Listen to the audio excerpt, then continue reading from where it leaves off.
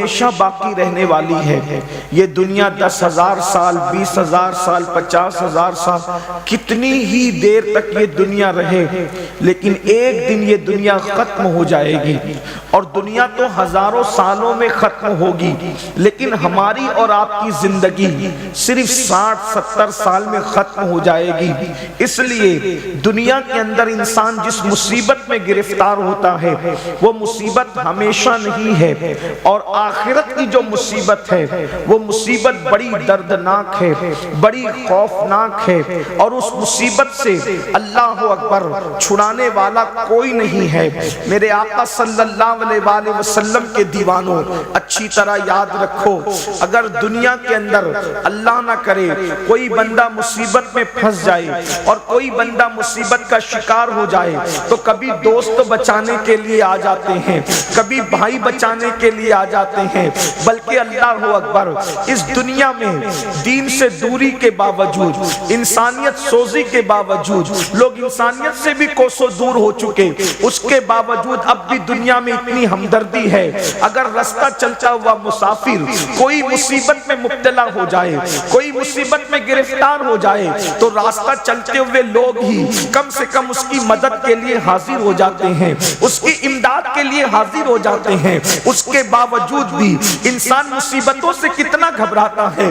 کوئی نہیں چاہتا کہ مجھ پر مصیبت آئے، کوئی نہیں چاہتا کہ مجھ پر بلائیں آئے، کوئی نہیں چاہتا کہ میں پریشان ہو جاؤں، اور اللہ سے دعا کرتا ہوں اللہ اکبر، دور نزدیک سے آنے والوں، اللہ ذکر رسول کی محفل کے صدقے ہمیں اور آپ کو ہر مصیبت سے بچا لے، ہر تکلیف سے بچا لے، ہر بلا سے بچا لے۔ لیکن اللہ اکبر، اب ذرا توجہ فرمائیں، جب دنیا کی مصیبتوں میں کبھی دوست مدد کرتا ہے، کبھی ماں مدد کرتی ہے، کبھی باپ مدد کرتا ہے، کبھی بھائی مدد کرتا ہے، کبھی بیٹے مدد کرتے ہیں، کبھی بیوی مدد کرتی ہے، کوئی نہ کوئی مدد کے لیے آ جاتا ہے، تو بھی دنیا کی مصیبتیں کتنی تکلیف دہ ہیں۔ مثال کے طور پر اللہ نہ کرے اگر کسی کی کمر میں درد شروع ہو جائے تو کیا وہ بیٹھ سکتا ہے؟ نہیں بیٹھ سکتا۔ سر میں درد ہونے لگے تو انسان تڑپنے لگتا ہے۔ اللہ نہ کرے بچھو کاٹ لے تو انسان تڑپنے لگتا ہے۔ اللہ نہ کرے سانپ ڈس لے تو انسان بلبلانے لگتا ہے۔ یہ دنیا کی مصیبتیں ہیں، لیکن اس کا جو ہے وہ علاج بھی ہے۔ انجیکشن لگا دو درد چلا جائے گا، دوا دے دو تکلیف دور ہو جائے گی۔ لیکن اب آئیے میرے آقا صلی اللہ علیہ وآلہ وسلم کے دیوانوں، آخرت کی مصیبت کیا ہے؟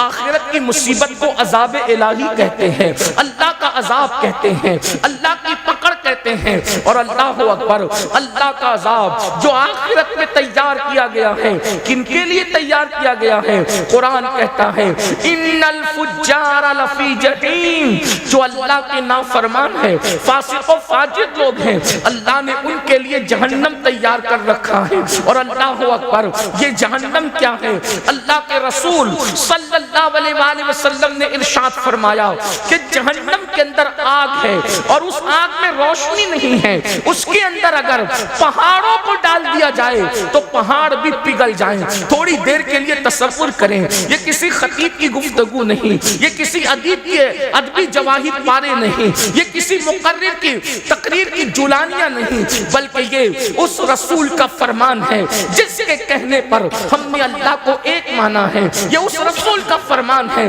جس کے کہنے پر ہم نے قرآن کو اللہ کی کتاب مانا ہے۔ تھوڑا تصور کرو، اندازہ کرو میرے بھائیوں اور بہنیں موجود ہیں تو ان کی بھی توجہ۔ اللہ اکبر، جس جہنم کے اندر پہاڑ بھی پگھل جائیں، پتھر نہیں بلکہ پتھروں کا مجموعہ، پتھروں سے بنے ہوئے پہاڑ بھی جس جہنم کے اندر پگھل جائیں گے، اس جہنم کے اندر میرا اور آپ کا کیا حال ہوگا؟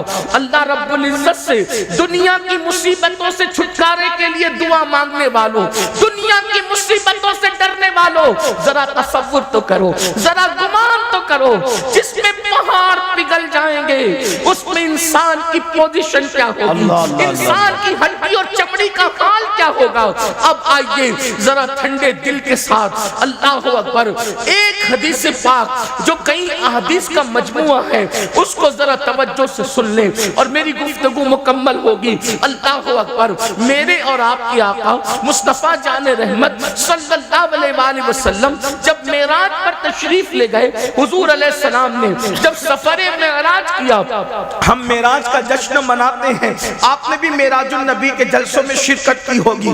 وہ معراج کا سفر جس پہ براق پر بیٹھ کر آقا بیت المقدس تک گئے، پھر آسمانوں تک گئے، اس کے بعد وہ سدرہ پر گئے، اس کے بعد عرش پر گئے، اس کے بعد لامکاں پر گئے اور اللہ کا دیدار کیا۔ اللہ اکبر، ہمارے آقا علیہ السلام نے ماتھے کی آنکھوں سے اللہ کا دیدار کیا اور ارشاد فرمایا انی رأیت ربی، میں نے اپنے رب کو دیکھا۔ اللہ اکبر، خدا کو دیکھنے کے بعد اللہ پاک نے محبوب کو جنت کی سیر کرائی اور جنت کی سیر کے بعد اللہ رب العزت نے جہنم کا مشاہدہ کرایا۔ مشاہدے کا مطلب علماء فرماتے ہیں محبوب کو جنت میں بٹھا کر جہنم دکھائی گئی۔ حبیب یہ جہنم دیکھیے۔ اب اللہ کے رسول علیہ السلام نے جو جہنم کا ماحول دیکھا اس کو بیان فرمایا، اس کو ذرا سن لے۔ یہ معراج النبی کے بیان کا ایک حصہ ہے اور اللہ پھر سوچو کہ ہم کہاں ہوں گے، ہماری کیفیت کیا ہوگی۔ اللہ کا عذاب کیا ہے۔ قرآن کہتا ہے ان بطش ربک لشدید، تیرے رب کی پکڑ بڑی سخت ہے۔ اللہ کی پکڑ سے ڈرو، اللہ کی پکڑ سے ڈرو، اس لیے کہ جب وہ پکڑ کرے گا، جب وہ عذاب دے گا تو بھائی کو پتہ بھی نہیں چلے گا، باپ کو پتہ بھی نہیں چلے گا، ماں کو پتہ بھی نہیں چلے گا۔ میرے امام کہتے ہیں ان کے سوا رضا کوئی حامی نہیں جہاں، ان کے سوا رضا کوئی حامی نہیں جہاں، گزرا کرے پسر پہ پدر کو خبر نہ ہو، جب بیٹے پہ گزرے گی تو باپ کو پتہ بھی نہیں چلے گا، کسی کو پتہ نہیں چلے گا۔ اور یاد رکھنا اگر کوئی سوچے کہ پتہ بھی چل جائے تو کوئی کر کیا سکے گا۔ اللہ اکبر، وہاں تو کسی کو اجازت ہی نہیں ہوگی، وہاں تو کسی کو اللہ اکبر، وہاں تو کسی کی طاقت بھی نہیں ہوگی۔ میرے امام مزید فرماتے ہیں، کہتے ہیں کہ شفاعت کرے حشر میں جو ہماری، سوا تیرے کس کو یہ قدرت ملی ہے؟ ارے سب کو اپنی اپنی پڑی ہوگی۔ اللہ اکبر، اب آئیے معراج النبی میں، معراج کی شب میں اللہ کا دیدار بھی کیا، جنت کی سیر بھی کی اور جہنم کا جو مشاہدہ کیا اس کو سنیں۔ میرے اور آپ کی آقا و مولا خاتم النبیین قائد المرسلین سید العالمین فرماتے ہیں کہ جب میں نے، اے میرے صحابہ، آقا صحابہ کو بیان کر رہے ہیں، اے میرے صحابہ، جب میں نے جہنم کا مشاہدہ کیا، آقا ارشاد فرماتے ہیں تو میں نے دیکھا ایک بندہ لیٹا ہوا ہے، جہنم کے اندر لیٹا ہوا ہے۔ ہائے ہائے، اللہ کے رسول بیان کر رہے ہیں جہنم کے اندر لیٹا ہوا ایک بندہ اور ایک بہت بڑا پتھر اس کے سر پہ مارا جا رہا ہے۔ اللہ اکبر، میں آپ کے اور اپنے چہرے کو دیکھتا ہوں تو مجھے بھی اپنے آپ اور آپ پر بھی ترس آتا ہے کہ اللہ اکبر کتنے کمزور ہیں ہم لوگ اور خدا کا عذاب کتنا طاقتور ہے، کیسا وہ خوفناک ماحول ہوگا۔ اللہ کے سچے نبی فرما رہے ہیں اور یہ بات سننا اور دھیان سے سننا، بہت غور سے سننا، بہت دیر تک آپ کو امتحان میں نہیں رکھیں گے، مختصر میں، لیکن یہ کسی کے دل کی آواز ہے، یہ کسی کے دل کی صدا ہے۔ اے میری قوم کے جوانوں، سوچو تو صحیح، اللہ اکبر، جہنم کی آگ پر کوئی لیٹا ہو اور اس کے سر پہ بڑا پتھر مارا جا رہا ہو، اللہ کے رسول بیان کر رہے ہیں، اللہ کے سچے نبی بیان کر رہے ہیں، اللہ اکبر، یہ اتنے سچے ہیں، سچے تو دنیا میں بہت آئے لیکن میرے نبی اتنے سچے ہیں جن کی سچائی کی گواہی ان کے دشمن بھی دیتے ہیں، دشمن بھی جسے صادق الوعد الامین کہتے ہیں، جس کی سچائی کی گواہی اللہ تبارک و تعالیٰ دیتا ہے۔ اللہ اکبر، ذرا غور تو کریں، یقیناً آپ کو معلوم نہیں ہے اس لیے آپ کہیں اور جا رہے ہیں، یہ جلسے اسی لیے تو ہے، ہمارے نقیب صاحب نے اسی لیے فرمایا یہ جلسے اسی لیے تو ہے تاکہ آپ کی معلومات میں اضافہ ہو، آپ کو بتایا جائے، آگاہ کیا جائے کیا ہو رہا ہے۔ اللہ اکبر. میرے آقا سچے نبی صادق و مصدوق فرماتے ہیں ایک شخص لیٹا ہوا ہے اور اس کے سر پہ بڑا سا پتھر مارا جا رہا ہے اور وہ پتھر لڑک کر دور جاتا ہے. وہ بندہ اس کو اٹھا کے لاتا ہے تو پتھر سے جو سر کچلا گیا تھا، وہ شارحین فرماتے ہیں سر وہ پتھر سے جب کچلا جاتا تھا تو وہ سر ایسے پس جاتا تھا جیسے چنے پہ ہتھوڑا مارنے سے چنا پس جاتا ہے، ویسے وہ پتھر مارنے سے سر پستا ہے. اور آپ اس کا اندازہ کر سکتے ہیں، پڑھے لکھے لوگ ہیں، سوچ بوجھ والے لوگ ہیں، جب سر سے پتھر ٹکراتا ہے تو سر کی کیفیت کیا ہوتی ہے؟ لوگ ہیلمٹ لگا کر سفر اس لیے کرتے ہیں ہاتھ پہ چوٹ آئے گی تو چلے گا، پیر پہ چوٹ آئے گی تو چلے گا، جسم پہ چوٹ آئے گی تو چلے گا، لیکن سر بچا لو. اس لیے کہ ہاتھ پیر پہ سینے پہ کہیں بھی چوٹ آ گئی تو زندہ رہنے کے امکانات باقی رہیں گے، لیکن اگر سر پہ چوٹ آ گئی تو زندہ رہنے کے امکانات ختم ہو جائیں گے. اللہ اکبر. اس لیے لوگ ہیلمٹ لگاتے ہیں. ہماری حکومت کی طرف سے بڑی پابندی ہیلمٹ کے لیے، بہت اچھی بات ہے، لگانا چاہیے. لیکن سوچو میرے بھائیوں، اللہ کے سچے نبی صادق و مصدوق فرماتے ہیں سر کچلا جاتا ہے اور اس کی کیفیت شارحین کیا بیان کر رہے ہیں؟ جیسے چنے پہ ہتھوڑا مارنے سے چنا پس جاتا ہے، اسی طرح سر کچلا جا رہا ہے. اور سر کچلنے کے بعد وہاں موت نہیں آنی ہے کسی کو، وہاں نہ جینے دیا جائے گا نہ مرنے دیا جائے گا. اللہ اکبر. کیا دردناک صورتحال ہے. اللہ اکبر. آقا فرماتے ہیں پتھر لڑک کر جاتا ہے، سر پھر درست کر دیا جاتا ہے، پھر پتھر مارا جاتا ہے، پھر وہ ویسے ہی پس جاتا ہے، پھر پتھر لڑک کر جاتا ہے، پھر لایا جاتا ہے، سر ویسے ہی پس جاتا ہے. میرے آقا فرماتے ہیں میں نے جبریل سے پوچھا اے جبریل یہ کون لوگ ہیں اور ان کو یہ دردناک عذاب کیوں دیا جا رہا ہے؟ تو جبریل امین عرض کرتے ہیں یا رسول اللہ صلی اللہ علیہ وآلہ وسلم یہ لوگ نماز نہیں پڑھتے تھے دنیا میں، اس لیے ان کا یہ حال ہے. اللہ اکبر. میرے بھائیوں آپ سے پوچھنا چاہتا ہوں، آپ لوگ 4 گھنٹے سے، کوئی 5 گھنٹے سے، کوئی 3 گھنٹے سے اس جلسے میں بیٹھا ہوا ہے، لیکن آپ سے پوچھتا ہوں کتنے شوق سے جلسے میں آتے ہو، جلسے گھنٹوں چلتے بیٹھتے ہو. اللہ اکبر. لیکن نماز پڑھنے میں کتنا ٹائم لگتا ہے؟ صرف 10 منٹ کا ٹائم لگتا ہے. ایک وقت کی نماز میں صرف 10 منٹ کا ٹائم، اور اگر 5 وقتوں پڑھنے تو صرف 50 منٹ کا ٹائم لگتا ہے. اب آپ مجھے بتائیں 50 منٹ نہ نکالنے والوں کتنے دردناک عذاب کی طرف تم جا رہے ہو، کتنے دردناک عذاب کو چیلنج کر رہے ہو، کتنے دردناک عذاب کو آواز دے رہے ہو. اور پھر سن لو کوئی بچانے والا نہیں ہے. امام آواز دے رہے ہیں ان کے سوا رضا کوئی حامی نہیں جہاں گزرا کرے پسر پہ. پسر کہتے ہیں بیٹے کو، گزرا کرے پسر پہ. پدر کو خبر نہ ہو، پدر کہتے ہیں باپ کو، باپ کو بھی خبر نہیں ہوگی. اور سن لو بچانے والی ایک ذات ہے، وہ محمد الرسول اللہ کی ذات ہے. اب ان کی حدیث سنو. آقا ارشاد فرماتے ہیں کہ جس نے جان بوجھ کے نماز چھوڑ دی قیامت کے دن اس کے ساتھ میرا کوئی وعدہ نہیں. اللہ اکبر. دھوکے میں مت رہنا. اللہ کے رسول نے آگاہ کر دیا، حضور علیہ السلام نے آگاہ کر دیا ان کے ساتھ میرا کوئی وعدہ نہیں ہے. جو نماز چھوڑ دیتے ان کے ساتھ آقا فرماتے ہیں میرا کوئی عہد نہیں ہے، کوئی وعدہ نہیں ہے. مسجدوں کو ویران کرنے والوں، مسجدوں سے کوسوں دور بھاگنے والوں، بتاؤ کیا یہ عذاب ہم سے برداشت ہو سکے گا؟ کیا یہ عذاب ہم برداشت کر سکیں گے؟ نہیں نہیں، ہرگز نہیں. اپنی جوانی پر رحم کھا لو، اپنی ہڈی چمڑے پہ رحم کھا لو، اپنے آپ پہ رحم کر لو. میں آپ سے کسی اور کے لیے رحم کی بھیک نہیں مانگ رہا ہوں، میں آپ سے آپ کے لیے رحم کی بھیک آپ سے مانگ رہا ہوں. نہیں برداشت کر سکیں گے. یہ دنیا چند سال کی ہے، یہ دنیا میں چند دن جینا ہے، پھر موت ہے. روح کا رشتہ جسم سے ٹوٹ جائے گا میرے بھائیوں، مر جاؤ گے. موت آنی ہے، حق ہے، موت برحق ہے. موت سے کس کو رستگاری ہے؟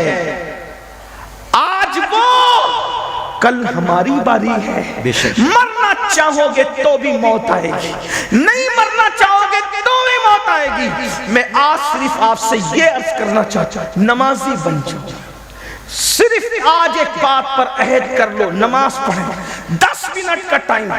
بھائیو پان بھی کھاؤ نا، پان تو پان کھانے میں بھی 10 منٹ سے زیادہ کا ٹائم لگتا ہے، پان کھانے کے لیے بھی 10 منٹ سے، نماز کے لیے تو پان کھانے سے بھی کم ٹائم میں نماز ہو جاتی ہے، صرف 10 منٹ 10 منٹ دیجیے اور جہنم سے بچ جائیے، 10 منٹ دیجیے اور مصیبتوں سے بچ جائیے، 10 منٹ دیجیے اور اللہ کے عذاب سے بچ جائیے۔ یقین جانیے جس دن تم مسجد کے قریب آؤ گے وہ دن دنیا کی خوشیوں کا دن بھی ہوگا اور آخرت میں نجات کا دن بھی ہوگا، اس لیے کہ میں اپنی طرف سے نہیں کہہ رہا ہوں، انسان کی فطرت ہے، جب انسان کو کہا جاتا ہے یہ کام کرو یہ کام کرو تو انسان پوچھتا ہے اس کام کا ریزلٹ کیا ہے، نتیجہ کیا ہے، یہی تو پوچھتا ہوں۔ قرآن کہتا ہے اللہ اکبر، اسلام کہتا ہے کہ جب اذان ہوتی ہے تو کیا کہا جاتا ہے، حی علی الصلاۃ، آؤ نماز کی طرف، تو دماغ میں سوال پیدا ہو سکتا ہے نماز پڑھیں گے تو کیا ریزلٹ ملے گا، کیا ملے گا ریزلٹ، تو فوراً مؤذن کہتا ہے حی علی الفلاح، یہ بات مسجد ہی سے کہی جاتی ہے، نماز پڑھنا تمہارا کام ہے اور کامیابی عطا کرنا نماز جس کی پڑھی جا رہی ہے اس کا دل و جبار کی طرف ہے۔ جب تک مسلمان مسجد میں آ کر کے نماز پڑھتا رہے گا اس کو فلاح ملتی رہے گی، کامیابی ملتی رہے گی۔ مسلمانوں تم نے جنگوں میں بھی نماز نہیں چھوڑا، تم نے فاقے میں بھی نماز نہیں چھوڑا، تم نے مصیبتوں میں بھی نماز نہیں چھوڑا، تم نے دریاؤں کے سفر میں بھی نماز نہیں چھوڑا۔ تمہاری کیفیت یہ تھی دی اذانیں کبھی یورپ کے کنیساؤں میں اور افریقہ کے تپتے ہوئے صحراؤں میں دشت تو دشت ہے، دریا بھی نہ چھوڑے ہم نے، بحر سلمان میں دوڑا دیے گھوڑے۔ نعرہ تکبیر، نعرہ رسالت، پیغام اسلام۔ جب تک نماز پڑھتے رہے روزی کے لیے تم کبھی پریشان نہیں تھے، جب تک نماز پڑھتے رہے بیٹی کے رشتے کے لیے تم کبھی پریشان نہیں تھے، جب تک تم نماز پڑھتے رہے اللہ اکبر تم کبھی کسی سے مصیبتوں کا شکوہ نہیں کرتے تھے، اس لیے کہ اللہ کی چوکھٹ پہ سب کے مسائل کا حل ہے، اپنے مسئلے کا حل کیوں نہیں ہوگا؟ بڑی معذرت کے ساتھ جب سے اللہ کا در چھوڑ دو، یاد رکھنا اللہ کا در جس دن سے چھوڑا، جس دن سے اللہ کا در چھوڑا دنیا اپنی دشمن بن گئی۔ ایک بات یاد رکھنا، یہ دشمن وہ دشمن وہ دشمن اپنی جگہ ہے، انسان جب نماز چھوڑ دیتا ہے تو اللہ خود انسان کو اپنا دشمن بنا لیتا ہے۔ اللہ آپ اتنا یاد رکھیں، اس کا مطلب اگر دنیا میں توجہ کریں، اگر دنیا میں فرعون کی حکومت نہ بھی ہو، سلیمان علیہ السلام کی حکومت ہو اور تم نماز چھوڑو تو تمہارے ساتھ یہی کیا جائے گا جس کے تم حقدار۔ اللہ اتنا یاد، یہ جملہ بہت قیمتی، گھر جا کر اس جملے پہ سوچنا، اگر حکومت فرعون کی نہ ہو، فرعون کو حکومت میں نہ لایا جائے، سلیمان علیہ السلام کی حکومت ہو تو بھی تمہارے ساتھ ہونا وہی جس کے تم مستحق ہو۔ کیوں؟ اس لیے کہ جو نماز چھوڑ دے، اگر اسلامی حکومت ہو تو کیا کیا جائے گا؟ پوچھو، نماز چھوڑنے والے کی اسلامی حکومت میں کیا پوزیشن ہے وہ علماء سے پوچھو نا، کیا اس کی پوزیشن ہے؟ کم سے کم امام اعظم کا فتویٰ یہ ہے کہ اس کو جیل میں ڈالا جائے۔ جی جس امام اعظم ابو حنیفہ رحمت اللہ علیہ کے مقلد ہو، ابھی امام شافعی کا مسلک تو میں نے بیان ہی نہیں کیا اور میں نے وہ بیان بھی نہیں کیا، لیکن آپ سے عرض کرنا چاہتا ہوں ابھی میں نے غوث پاک کا مسلک بھی بیان نہیں کیا، وہ بھی میں نے بیان نہیں کیا، ابھی آپ نے میں نے امام مالک کا مسلک بیان نہیں کیا، وہ بھی بیان نہیں کرنا، لیکن آپ سے پوچھتا ہوں اپنے امام کی، آج میرے امام اعظم ابو حنیفہ کی شہادت کا دن گزرا، آپ تو ہم تو اتنے غافل ہیں کہ جس کے فتوے پر نماز پڑھتے ہیں اس کے بھی اتنے احسان فراموش ہو گئے کہ ان کا دن بھی آپ منانے کی سنیوں کو توفیق نہیں، اللہ ماشاءاللہ، بہت معذرت کے ساتھ صحیح فرمایا، بلکہ اگر پوچھ لینا کہ امام اعظم کی شہادت کا دن کون سا تھا تو ہمارے بچوں کو پتہ نہیں، بہت معذرت کے ساتھ جان بخشیوں پہ ایک جملہ کہہ دوں، گلی کے ننگے دھڑنگے پیروں کا عرس تو تمہیں یاد ہے، اور جس نے اتنا احسان کیا، فقہ کو مدون کیا، جس کے مسلک اور فتوے پر عمل کرتے ہوئے ہم نمازیں پڑھتے، روزہ رکھتے، حج کرتے ہیں، آج اس امام کا دن اتنے سناٹے میں گزر جاتا، پتہ ہی نہیں لوگوں کون ہے امام اعظم؟ 100 مرتبہ خدا کو خواب میں دیکھنے والی ہستی، جس نے 100 بار اللہ کا دیدار کیا ہے خواب میں، سبحان اللہ۔ یہ بات میں اپنی طرف سے نہیں کہہ رہا ہوں، خیرات الاحسان کے اندر یہ بات لکھی ہوئی ہے کہ ہمارے امام اعظم ابو حنیفہ نے 100 بار اللہ کا دیدار کیسے کیا، یہ تو دیدار کرنے والا جانے، لیکن سوچو یہی مسئلہ ہمارے علماء بیان کرتے ہیں، اسی لیے اللہ کا دیدار اہل سنت کے نزدیک خواب میں جائز ہے۔ اللہ کو کوئی دنیا میں ماتے کی آنکھ سے نہیں دیکھ سکتا، لیکن خواب میں خدا کا دیدار ممکن ہے، یہ ہمارے علماء مسئلہ بیان کرتے ہیں۔ بار شریعت بھی آپ اٹھا کر کے دیکھ لیں، سبع سنابل شریف بھی آپ اٹھا کر کے دیکھ لیں، اسی طرح خیرات الاحسان اٹھا کر کے آپ دیکھ لیں، آپ کو پتہ چلے گا۔ سوچو تو کتنا بڑا ولی، کتنا بڑا ولی، کتنا بڑا ولی، ارے کتنا بڑا ولی، داتا علی حجویری کا امام، داتا علی حجویری کا امام امام اعظم ہے، غریب نواز کا امام امام اعظم ہے، صابر کلیر کا امام امام اعظم ہے، محبوب الہی کا امام امام اعظم ہے، اللہ اکبر قطب الدین بختیار کاکی کا امام امام اعظم ہے، اور ہم سنیوں کے امام اعلیٰ حضرت کا امام بھی امام اعظم ہے۔ زندہ باد، زندہ باد۔ بڑے بھول گئے، اتنے بات یہی ہے کہ ہم نے کس احسان کرنے والے کا احسان رکھا ہے جو ان کا رکھا ہے۔ بہت معافی کے ساتھ 2 شعبان المعظم کو آپ کو منانا چاہیے، امام اعظم ابو حنیفہ رحمت اللہ تعالی علیہ کا دن منانا چاہیے۔ یہ وہ امام ہے کہ جن کے مزار پر امام شافعی جایا کرتے تھے، اور امام شافعی کہتے ہیں جب مسئلہ حل نہیں ہوتا تو میں امام اعظم کے مزار پہ جا کر کے ان کے مسلک اور فتوے کے مطابق نماز پڑھتا ہوں، اور ان کی روح سے استمداد طلب کرتا ہوں، مدد طلب کرتا ہوں، ان کے وسیلے سے دعا کرتا ہوں، اللہ رب العزت امام اعظم کے صدقے میں میرا وہ مسئلہ مجھ پہ حل۔ سبحان اللہ، سبحان اللہ۔ جس کے مزار پر امام اعظم کے امام شافعی جیسے لوگ جائیں، میرے بھائیوں کون ہے امام؟ بہرحال امام اعظم کی بات چل گئی، عرض کیا کر رہا تھا، کم سے کم امام اعظم کا فتویٰ بے نمازی کے لیے کیا ہے، اس کو قید میں رکھا، جیل میں ڈالا جائے گا، جیل میں ڈالا جائے گا، کس کو؟ بے نمازی کو۔ اس کا مطلب یہ ہے کہ اگر حکومت کسی مسلم تاجدار کی بھی ہو اور اسلامی نقطۂ نظر سے تم نماز نہیں پڑھو گے تو جیل میں پہلے تمہیں ڈالا جائے گا۔ آج جیل سے ڈرتے ہو، کیوں جیل میں ڈالے جا رہے؟ مسلمانوں کی حکومت میں بھی جیل میں ڈالے جاؤ گے، کیوں نماز نہیں پڑھتے، اور یہ تو دنیاوی بات ہے۔ اور اللہ کا جو عذاب ہے حدیث پاک میں آتا ہے، بے نمازی جب رستہ چلتا ہے تو کیڑے مکوڑے اس پہ لعنت کرتے ہیں، اللہ اکبر، اور اللہ سے عرضی کرتے ہیں مولا ہمیں اتنی طاقت دے دے کہ ہم اس کو مار ڈالیں۔ یعنی بے نمازی کا وجود کیڑے مکوڑوں کو بھی گوارا نہیں ہے۔ بتاؤ اللہ کی مرضی کے بغیر پتہ نہیں ہلتا۔ فاسقوں کو ختم کرنے کے لیے قدرت منکرین اسلام کا لشکر بھیجتی ہے، مشرکین اور ملحدین کا لشکر بھیجتی ہے، یہ تاریخ ہے۔ اگر آج آپ دین کی طرف نہیں آؤ گے تو اس سے بدترین حالات دیکھنے کو ملیں گے، بطور بددعا نہیں بلکہ حدیث کی روشنی میں تمہیں آگاہ کیا جا رہا ہے۔ جلسے میں آنے والوں، اگر دنیا اور آخرت کو بہتر بنانا ہے تو اللہ کی پناہ میں آؤ۔ حدیث پاک ہے، اللہ کے رسول علیہ السلام فرماتے ہیں جو نماز چھوڑ دیتا ہے اللہ اپنی امان کی چادر اس کے سر سے ہٹا لیتا ہے، اللہ اپنی پناہ سے اس کو باہر کر دیتا ہے۔ لوگوں کو برادری کے باہر ہونے کا خوف ہے، اللہ جس کو اپنی پناہ سے باہر کر دے، اللہ جس کو اپنی امان سے باہر کر دے، اس کا حال کیا ہوگا؟ اس کو تو چوہے بھی کچل ڈالیں گے، اس کو تو مچھر بھی چاٹ ڈالیں گے، اس کو تو اللہ اکبر جانور اور پرندے اور چرندے بھی ختم کر دیں گے، کیونکہ اللہ جس سے پناہ ہٹا لے، یاد رکھنا اللہ کی پناہ بہت بڑی چیز ہے۔ اگر اللہ پناہ دینے پر آئے، توجہ، اگر اللہ پناہ دے، اگر اللہ پناہ دے تو اللہ کی پناہ کی شان یہ ہے کہ وہ مکڑی کے جالے سے بھی بڑے سے بڑے طاقتور کی حفاظت کر لیتا ہے۔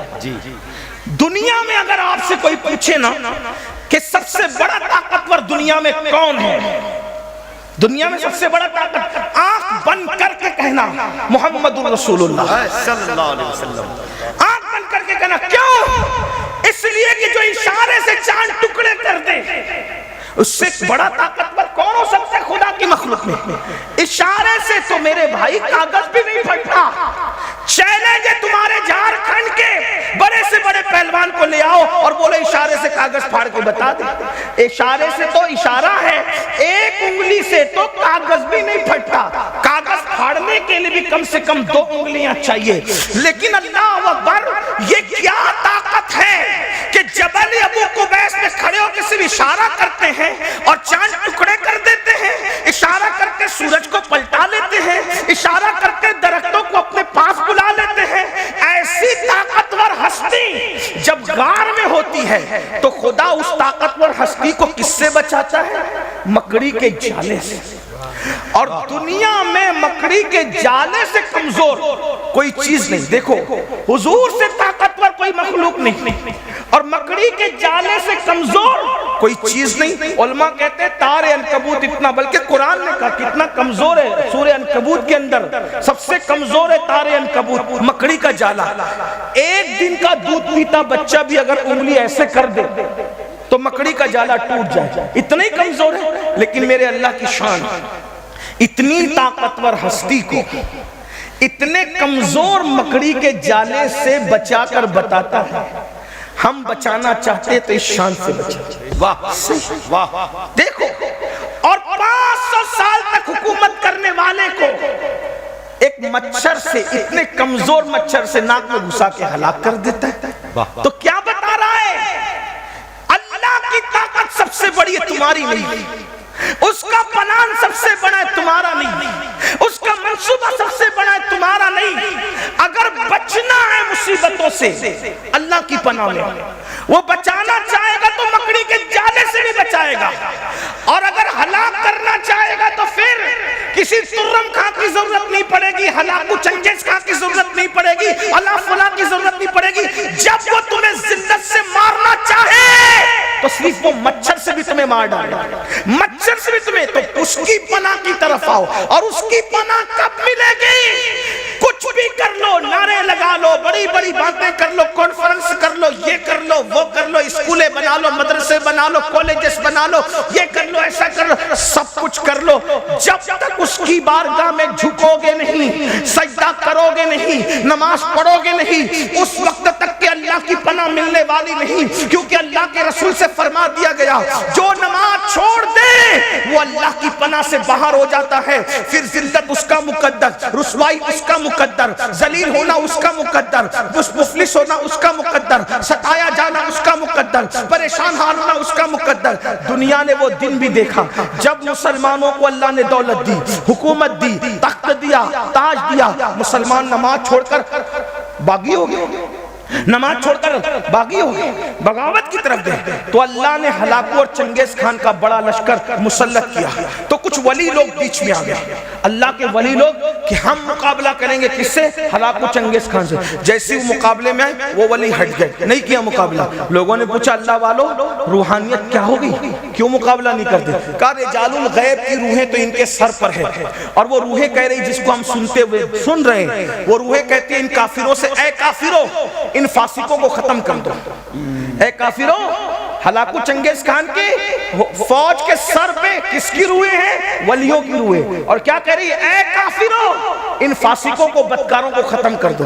مسلمان زانی ہوا، گانے سننے والا ہوا، شرابی ہوا، مسجدوں کو ویران کرنے والا ہوا، علماء کا گستاخ ہوا، اللہ کے دین کا باغی ہوا۔ اللہ نے اتنا بڑا لشکر بھیجا، اس لشکر نے کیا کیا پتہ ہے؟ مسلمانوں کی سر کی کھوپڑیوں پر مینار تعمیر کی۔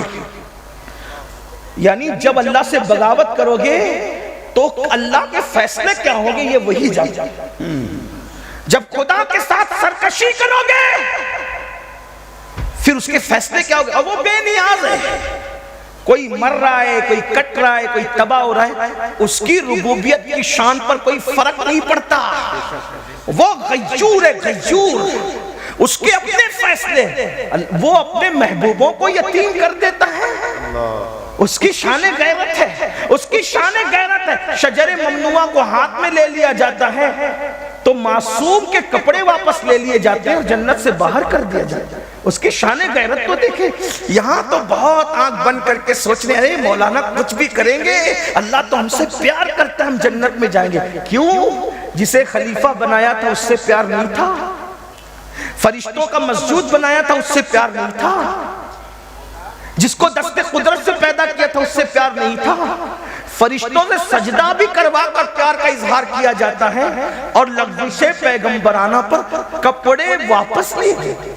اس بات پر کوئی غور کرنے والا ہے اس مجمع میں؟ معصوم سے خطا جس کے قریب سے ہو کر بھی نہیں گزر سکتی, لغزش پیغمبرانہ کی بنیاد پر. لغزش پیغمبرانہ کیا چیز ہے؟ معصوم سے کپڑے واپس لے لیے جاتے, کہتے ہیں آپ زمین پہ جائیں. اور پھر غیرت کا حال یہ ہے کہ وہ معصوم جسے فرشتوں نے سجدہ کیا تھا, جس کے سر پر تاج خلافت رکھ کر اپنے دست قدرت سے جسے جنت میں بنایا تھا, 200 سال تک وہ معصوم پکارتا ہے, دعا کرتا ہے, اس پہ کوئی جواب بھی نہیں دیا جاتا. غور تو کریں. ہم پاپی اپنی راتوں کا جائزہ لیں, ہم مجرم اپنے دنوں کا جائزہ لیں. سوچو ہم سے بڑا جھوٹا کون ہوگا دنیا میں؟ ہم تو جھوٹ بولنے کو گناہ بھی تصور نہیں کرتے, عورتوں پہ پاپ کی نظریں ڈالنے کو گناہ بھی تصور نہیں کرتے, ہاں حرام لقمہ کھانے کو گناہ بھی تصور نہیں کرتے. کتنے جرائم کر کے جنت کے دولہا بن کے بیٹھے کہ مولانا اتنا مایوس مت کرو ہمیں, ارے ہم جنت میں نہیں جائیں گے تو کون جنت میں جائیں. میں کہتا ہوں معصوم کو لغزش پیغمبرانہ پر کپڑے واپس لے کے اگر جنت سے باہر نکالا جا رہا ہے, کوئی نفرت نہیں ہے, کوئی عداوت نہیں ہے, ہماری عبرت کے لیے.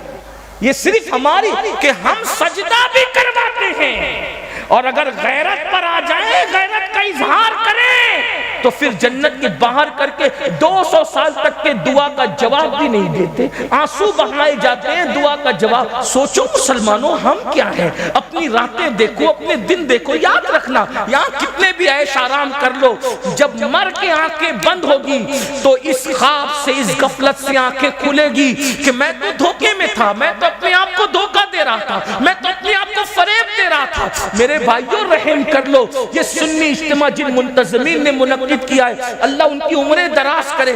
آپ آئے اللہ تمہاری عمریں دراز کرے, ان علماء مشائخ کی عمریں اللہ دراز کرے. یہ کسی ٹوٹے ہوئے دل کی آواز ہے, اور یہ وہ آواز ہے جو مسلسل 14.5 صدیوں سے لگ رہی ہے. اللہ کے بندو دنیا کے مکر سے باہر نکلو, دنیا کے دھوکے سے باہر نکلو, دنیا کے فریب سے باہر نکلو. جب تک روح کا رشتہ جسم کے ساتھ جڑا ہوا ہے, جو جی میں آ رہا ہے کھا رہے ہو, جو جی میں آ رہا ہے پہن رہے ہو, جو جی میں آ رہا ہے کر رہے ہو, لیکن روح کا رشتہ جلد ٹوٹ جائے گا, آنکھیں بند ہو جائے گی, تب صرف رو گے, پچھتاؤ گے, آہیں بھرو گے, لیکن اس وقت پچھتانا کام نہیں آئے گا. اس لیے اللہ کا عذاب ہم میں سے کوئی برداشت نہیں کر سکتا, کسی میں طاقت نہیں ہے, کسی میں قوت نہیں. یہ دو چیزوں پہ نظر تو کرو. اللہ کے رسول علیہ السلام فرماتے ہیں قیامت کے دن اس کے ساتھ میرا کوئی وعدہ نہیں, اور اللہ کا پاک فرما رہا ہے میں اپنی رحمت اور امان کی چادر اس سے ہٹا لیتا ہوں. 50 منٹ کا ٹائم دینا ہے, صرف آج عہد کر لو. پھر اس کے بعد اللہ کے رسول علیہ السلام فرماتے ہیں اسی پہ بات اگر بڑھے گی تو بہت بڑھے گی. حدیث دوسری اسی پر آقا فرماتے ہیں پھر ہم نے جہنم کا مشاہدہ کیا. اللہ کے رسول فرماتے ہیں میں نے دیکھا کہ کچھ لوگ ہیں جو جہنم کے درختوں کے اندر, آگ کے درختوں میں الٹے لٹکے ہوئے. اللہ سن لیں اس کو. پتہ نہیں یہ بات میں کبھی آپ کو سنا سکوں گا یا نہیں. یہ عنوان رجب کی بنیاد پر, معراج مقدس کی بنیاد پر ذہن میں آ گیا, لیکن غور کر لیں, بہنیں بھی غور کر لیں کہ جہنم کی آگ کے درختوں میں کچھ لوگ الٹے لٹکے ہوئے ہیں.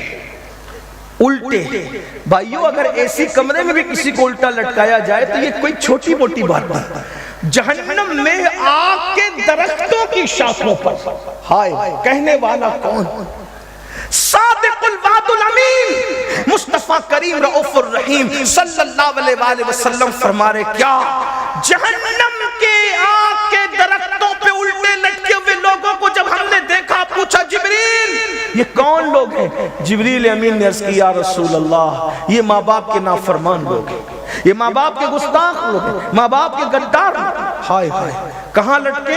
جہنم کے اندر، جہنم کی آگ کے درخت کی آگ کی شاخوں پر۔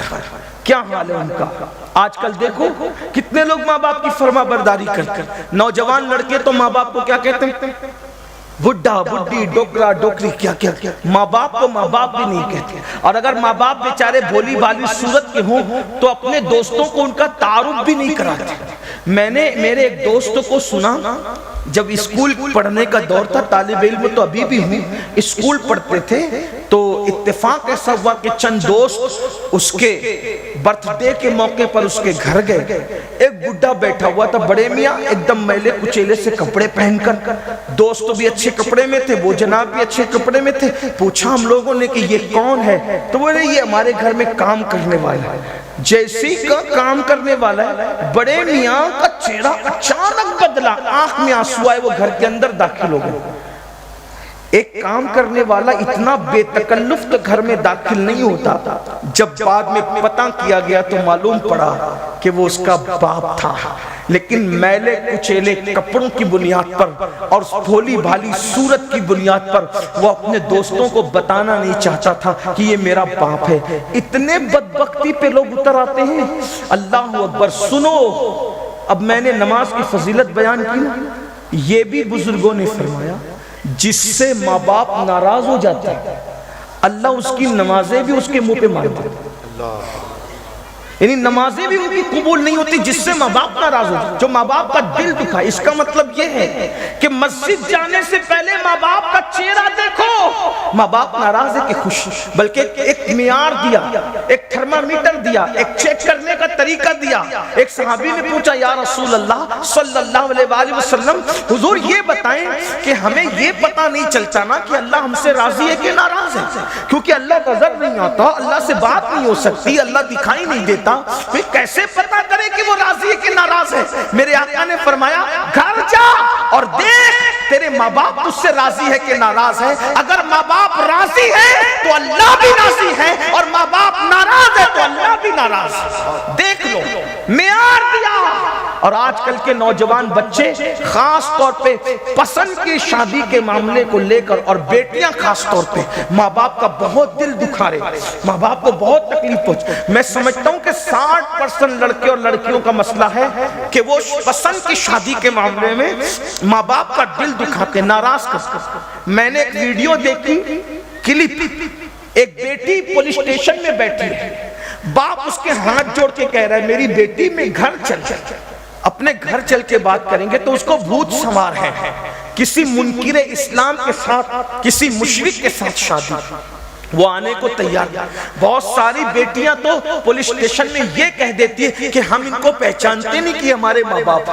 میں حفظ ما تقدم کے تحت، یعنی جیسے بیماری سے پہلے ویکسین لگتی ہے، اسی ویکسین کے تحت یہ بات اپنے جوانوں کو اور اپنی بیٹیوں کو بتانا چاہتا ہوں۔ میری قوم کی بیٹیوں، ماں باپ کا دل دکھا کر جب سجدے میں بہار نہیں آ سکتی تو ماں باپ کا دل دکھا کر شادی میں کیسے بہار آ سکتی؟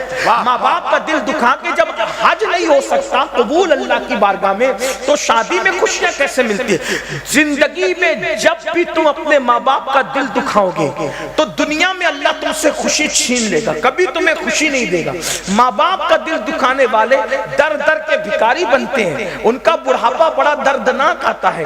ماں باپ کا دل دکھانے والا کبھی کسی سے راحت نہیں پاتا، کبھی کسی سے سکون نہیں پاتا۔ یاد رکھنا، سب لٹانا پڑے لٹا دو، مگر کبھی ماں باپ کا دل مت دکھانا، اس لیے کہ جو ماں باپ کا دل دکھاتا ہے اللہ اس کو دنیا ہی میں ذلیل کر کے ذلت کی موت عطا کرتا ہے۔ اور یہ بھی سن لو، جو ماں باپ کا دل دکھاتا ہے مرتے وقت اس کی زبان پہ کبھی کلمہ طیبہ جاری نہیں ہوتا۔ ہم تو دیکھ رہے ہیں نا اس دنیا میں، روزانہ الگ شہر جاتے ہیں، ہزاروں لوگوں سے ملاقات ہوتی ہے، مگر اللہ اکبر، بڑی معذرت کے ساتھ، دنیا دار تو دنیا دار، کچھ لوگ دین دار کہلا کر بھی آج ماں باپ کی وہ عزت نہیں کر پا رہے ہیں جیسی عزت کرنے کا ان کا حق تھا۔ کچھ لوگ کیا سمجھتے ہیں، روٹی کپڑا مکان ماں باپ کو دے دو، بہت بڑا تیر مار لیا۔ یاد رکھنا، صرف روٹی کپڑا مکان دینے پر ماں باپ کا حق ادا نہیں ہوتا۔ اللہ اکبر، یاد رکھنا، ماں باپ کو جب تک اپنا آقا نہ مانو دل سے اور خود کو ان کا غلام نہ مانو، اس وقت تک بات نہیں بنتی۔ امام اہل سنت سیدی اعلیٰ حضرت جن کے مسلک کا ہم نعرہ لگاتے ہیں، جن کا نام ہمارے مسلک کی پہچان ہے، حقانیت کی پہچان ہے، وہ امام اہل سنت اعلیٰ حضرت رحمت اللہ علیہ لکھتے ہیں کہ جب اپنے ماں باپ سے بات کرنے کا وقت آئے، ابھی صرف بات کی بات ہو رہی، بات کرنے کا وقت آئے تو ڈائریکٹ مت بات شروع کیا کرو، فرماتے ہیں پہلے ان سے اجازت لیا کرو کہ ہم تم سے بات کر سکتے ہیں۔ کتنی مقدس ہستیاں یہ، بڑی معذرت کے ساتھ بھائیوں، سب کے آگے ہاتھ باندھ کے کھڑے رہنے والوں، کبھی ماں باپ کے آگے بھی ہاتھ باندھ کے کھڑے رہتے ہو؟ وہاں تو سینہ تان کے کھڑے رہتے ہو، وہاں تو آنکھیں بڑی بڑی کرتے ہو، ان کو ڈانٹتے ہو، جو 6,000 اور 10,000 کی نوکری دے اس کی غلامی کرتے ہو، اور جس ماں نے زندگی اور موت سے کھیل کر تمہیں پیدا کیا، جنم دیا، اس ماں کو کنیز سمجھتے ہو، اس ماں کو غلام سمجھتے ہو، اس باپ کو غلام سمجھتے ہو۔ تیار ہو جاؤ ماں باپ کے غداروں، ذلیل ہونے کے لیے تیار ہو جاؤ، کلمے سے موت کے وقت محروم ہونے کے لیے تیار ہو جاؤ، جہنم کے درختوں پر الٹے لٹکنے کے لیے تیار ہو جاؤ۔ کتنی بڑی داڑھی کر لو، کتنے ہی کلمے پڑھ لو، کتنی نمازیں پڑھ لو، کتنی روزے رکھ لو، میرے نبی نے جو کہہ دیا سو کہہ دیا، تمہارے منہ سے جو نکلی وہ بات ہوگی نہیں۔ اللہ کے رسول فرماتے ہیں ماں باپ کا دل دکھانے والا مرتے وقت اس کی زبان پہ کلمہ نہیں آئے گا، وہ ذلیل ہو کے مرے گا، وہ رسوا ہو کے مرے گا۔ ایک بات اور یاد آ گئی، یہ بھی حدیث پاک میں آیا، مفہوم ہے، جو ماں باپ کا دل دکھائے گا قیامت کے دن وہ سور کی شکل لے کر اٹھے گا، خنزیر کی شکل لے کر اٹھے گا۔ اللہ اکبر۔ بلکہ فقیہ ابو اللہ سمرقندی اپنی کتاب میں لکھتے ہیں، آقا فرماتے ہیں مجھے اتنی تکلیف کسی کے معاملے میں نہیں ہوتی جتنی تکلیف ماں باپ کا دل دکھانے کے معاملے میں ہوتی ہے۔ آقا فرماتے ہیں میں اللہ کی بارگاہ میں عرضی کروں گا، توجہ کرو، یہ فقیر لکھ رہے ہیں سمرقندی، اور یہ فقہ حنفی کے بہت بڑے امام ہیں، اور کتاب کا نام بھی سن لے تاکہ لوگوں کو یہ نہ لگے کہ میں کوئی مبالغہ کر رہا ہوں۔ قرۃ العیون نام کی کتاب ہے، اب تو اردو میں بھی شائع ہوئی ہے، اس کو دیکھنا، انٹرنیٹ پہ دیکھنا، توجہ کرنا، توجہ کیجیے۔ آقا فرماتے ہیں میں اللہ کی بارگاہ میں ماں باپ کے گستاخ، نافرمان اور غداروں کے لیے سفارش کروں گا، سجدہ کروں گا عرش کے نیچے۔ اللہ فرمائے گا محبوب آپ ان کے لیے تکلیف مت کیجیے، توجہ کریں۔ اللہ کے رسول کو اللہ کہے گا محبوب آپ ان کے لیے سفارش نہ کریں، آپ تکلیف نہ فرمائیں۔ آقا فرماتے ہیں پھر میں سجدے سے سر اٹھاؤں گا اور میں جنت میں رہوں گا تو میں وہ ماں باپ کے غدار اور نافرمان بھلا دیے جائیں گے، مجھ سے بھلا دیے جائیں گے، کیونکہ اللہ پاک فرماتا ہے کہ ہم آپ کو نہیں بھلائیں گے مگر جو چاہیں گے بھلا دیں گے، جس میں حکمت ہوگی بھلا دیا۔ حضور فرماتے ہیں کہ میرے ذہن سے وہ بھلا دیے جائیں گے، پھر بہت عرصے کے بعد مجھے وہ یاد آئیں گے، پھر میں سجدہ کر کے اللہ سے کہوں گا مولا وہ ماں باپ کی جو نافرمان تھی، نافرمانی کرتے تو انہیں بخش دے۔ اللہ فرمائے گا محبوب تم اس معاملے میں زحمت مت کرو، تکلیف نہ کرو، میں مفہوم پیش کر۔ دوسری بار بھی حبیب کو روکا جائے گا، محبوب توجہ کریں، غور فرمائیں، مسلمانوں کس راستے جا رہے ہو؟ میرے جوانوں، ممبئی میں کام کرنے جاتے ہو، کلکتہ میں کام کرنے جاتے ہو، دلی میں کام کرنے جاتے ہو، سعودی اور دبئی اور یمن کہاں کا کام کرنے جاتے ہو، ادھر تمہارے ماں باپ انتظار کرتے ہیں کہ میرے بیٹے کا خیریت کا فون تو آئے۔ لوگ خیریت کا فون بھی نہیں کرتے اپنے ماں باپ۔ جن لڑکیوں سے ناجائز تعلقات قائم کر رکھے 3 گھنٹہ ان کو مناتے رہتے ہیں، اور ماں باپ کو کوئی جھوٹے منہ بھی پوچھنے کو تیار نہیں۔ اور اللہ کے رسول کیا فرماتے ہیں میں دوسری بار سجدہ کروں گا، میرا اللہ فرمائے گا حبیب آپ زحمت نہ فرمائیں، روک دیا جائے گا۔ حالانکہ اس میں عربی الفاظ حضور علیہ السلام نے کچھ اور فرمائے، میں بہت ادب کے بعد دائرے میں اس کا صرف مفہوم پیش کر رہا ہوں۔ پھر آقا فرماتے ہیں تیسری بار میں وہ یاد آئیں گے، پھر میں سجدہ کروں گا، میں اللہ کی بارگاہ میں عرض کروں گا مولا ان کے ماں باپ مجھے بتا دے، یہ جو نافرمان لوگ ہیں ان کے ماں باپ مجھے بتا دے تو میں ان کو منا لوں۔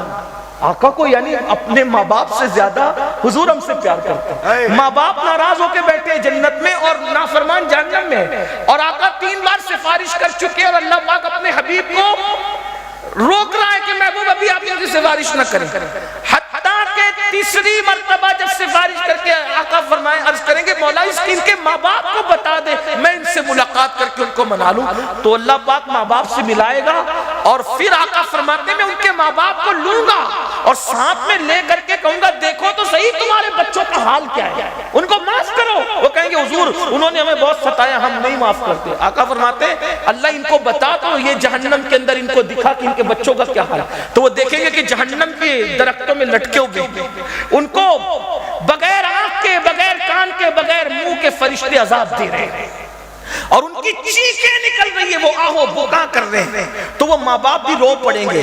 تو آقا فرماتے ہیں میں کہوں گا دیکھو تمہاری اولاد کا کیا حال ہے، تو تب وہ ماں باپ کہیں گے یا رسول اللہ ہم کیا کریں؟ تو آقا فرماتے ہیں آقا کہ میں کہوں گا ان کو معاف کر دو۔ ادھر ماں باپ معاف کریں گے، ادھر میں عرض کروں گا مولا ماں باپ نے معاف کر دیا، اب تو بھی معاف کر دے، تو اللہ تعالیٰ تب ان کو معاف فرمائے گا اور ان کو جہنم سے نکال کر کے جنت میں داخل کیا جائے۔ غور فرمائے آقا فرماتے ہیں جتنی اذیت مجھے ماں باپ کے نافرمانوں سے ہوتی ہے یا ہوئی ہے، اتنی اذیت ہمارے قائد، ہمارے امیر تشریف لائیں، حضرت کا استقبال فرما لیں۔